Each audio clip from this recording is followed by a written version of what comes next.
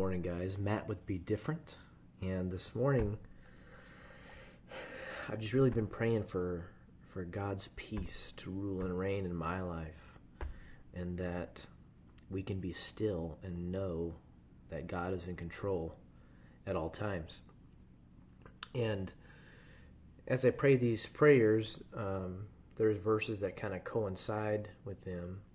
And so the first one is Isaiah 26, 3. And it says, "You will keep the peace, a perfect peace, for all who trust in you," talking about God, "for those who dedicate their hearts and minds to you. So trust in the Eternal One forever, for he is like a great rock, strong, stable, trustworthy, and lasting." So what he's talking about is that God is something that we can lean against. God is someone who we can trust, depend upon, rely upon, that he will always be there for us.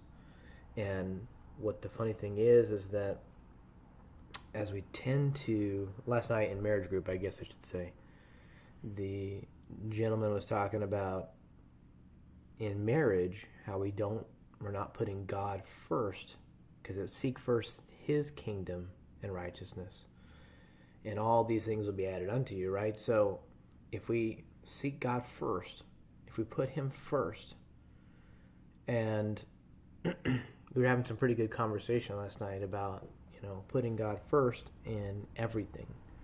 And my buddy puts God first in his business, and it flourishes. He has tons of business. He does plumbing, and he's busy because he chooses to put God first, and God rewards him for that. And the same thing I want to be said about me is that I put God first, and he rewards, blesses my family through me being the head of the household and putting God first. And it's all about having his peace. One of the aspects I would say is having his peace in our lives so that we can be directed by him. A lot of times, again, like he was talking about last night, we have a selfish desire to try to control everything, and therefore there's truly no peace. If you're in control of everything, you're trying to run it all, you're trying to do it all, you're running yourself ragged and crazy trying to get it all done. And believe me, there's a lot that you can think that needs to be done, or even that in reality needs to be done. But God's just saying, hey, I'm over here whenever you're ready. Let's relax. Let's hang out together. Put me first and pray to me and read my word and dive into who I am so we can have a better relationship together. And I will give you the peace you desire. I will give you everything you need, but you first have to come to me.